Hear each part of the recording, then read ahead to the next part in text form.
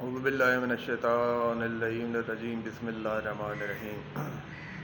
دوستو، اس سے پہلے میں نے آپ کو روح کے بارے میں بتایا تھا کہ روح کیا چیز ہے۔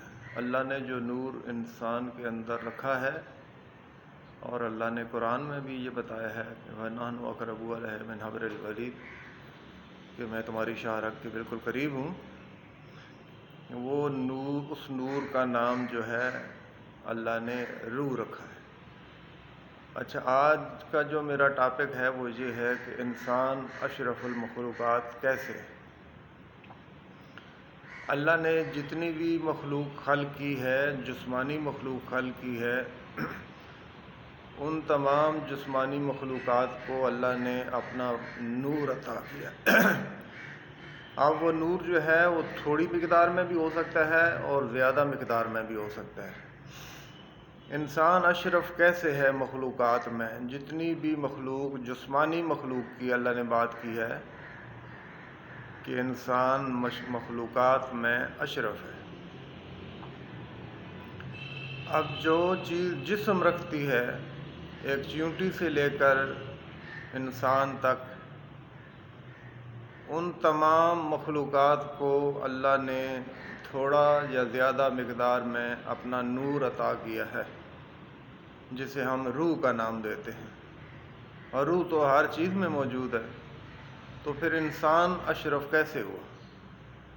اللہ نے جتنا بھی نور دیا ہے اور ہر مخلوق کو دیا ہے، تو وہ اس کی جسامت کے لحاظ سے ہی دیا ہے۔ پھر انسان کو اللہ نے جو دماغ دیا ہے، اس جیسا کوئی دماغ کسی مخلوق کو بھی نہیں دیا ہے۔ اس لحاظ سے انسان باقی مخلوقات میں سے اشرف ہے۔ ایک تو اللہ نے جو نور اس کو عطا کیا ہے وہ سب سے زیادہ مقدار میں عطا کیا ہے۔ دوسرا، اللہ نے جو دماغ دیا ہے وہ دماغ کسی بھی مخلوق کو نہیں عطا کیا ہے جو انسان کو عطا کیا ہے، کیونکہ وہ آگے کے بارے میں بھی، آنے والے مستقبل کے بارے میں بھی سوچ سکتا ہے، اور پیچھے گزرا ہوا زمانہ جو ہے اس کے بارے میں بھی ساری باتیں یاد رکھ سکتا ہے۔ یہ اتنی طاقت اور پاور اللہ نے اس میں رکھی ہے۔ اس لحاظ سے انسان جو ہے وہ اشرف المخلوقات کہلاتا ہے، کہ تمام مخلوقات میں جتنی بھی مخلوقات ہیں ان سب میں سے انسان اشرف ہے، کیونکہ اس کو اللہ نے جو نور عطا کیا ہے وہ سب سے زیادہ مقدار میں عطا کیا ہے۔ پھر اللہ نے اس کو جو دماغ دیا ہے وہ دماغ کسی مخلوق کو بھی نہیں دیا۔ اس لحاظ سے انسان اشرف مخلوقات کہلاتا ہے۔ اور روح کے بارے میں نے آپ کو بتایا تھا کہ روح جو ہے وہ اللہ نے جتنی بھی مخلوق خلق کی، حضرت آدم علیہ السلام کو جب خلق کیا تو آدم علیہ السلام کو بولا کہ یہ جتنے بھی نور تمہیں نظر آ رہے ہیں ان کے نام بتاؤ۔ تو اس کا مطلب ہے کہ اللہ نے جو نورانی مخلوق خلق کی، جو روحانی مخلوق خلق کی، ان سب کو نام دیے، ایک پہچان دی، جیسے جبریل علیہ السلام، اسرائیل علیہ السلام، اسرافیل علیہ السلام، میکائیل علیہ السلام۔ تو جتنی بھی نورانی مخلوق خلق کی، ان سب کو ان کی پہچان کے لیے نام عطا کیا۔ اور اللہ نے جو انسان کو نور عطا کیا، اس نور کا نام اللہ نے روح رکھا۔ اور روح جو ہے وہ ہر انسان میں وہ نور موجود ہے، جسے ہم روح کہتے ہیں۔ اب روح کی بھی کئی اقسام ہیں، ہر قسم کی روح ہے۔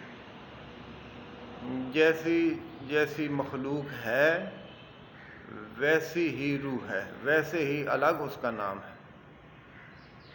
اور ہر چیز میں چونکہ اللہ نے نور رکھا ہے تو اس کا مطلب ہے ہر چیز میں ہی روح موجود ہے، اور ہر چیز کی روح کی پہچان کے لیے پھر اس کے الگ الگ اللہ نے نام رکھے۔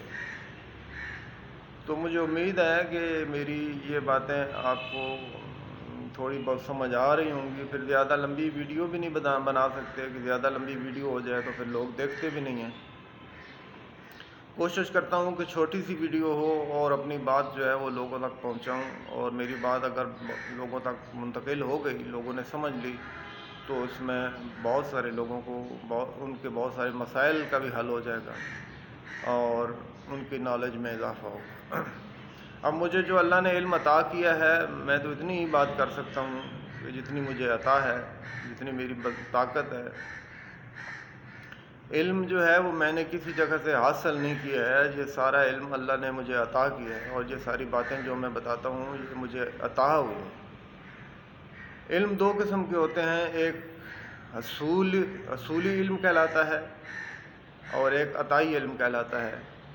ایک وہ علم ہوتا ہے جو انسان حاصل کرتا ہے, یعنی کہ آپ کسی مدرسے میں, اسکول میں, کالج میں, یونیورسٹی میں آپ باقاعدہ تعلیم حاصل کرتے ہیں اور کتابیں پڑھتے ہیں تو آپ وہ علم حاصل کرتے ہیں. دوسرا جو علم عطائی ہوتا ہے وہ انسان کسی جگہ سے حاصل نہیں کرتا ہے. اب میں نے یہ جتنی بھی مجھے نالج ہے, یہ جتنا بھی علم میرے پاس ہے تھوڑا بہت, یہ سارا علم مجھے عطا ہوا ہے, میں نے کہیں سے حاصل نہیں کیا ہے. نہ ہی میں کسی مدرسے پہ پڑھا ہوں اور نہ ہی میرا کوئی ایسا استاد ہے ظاہری طور پہ جو کہ جس نے مجھے بتایا ہو.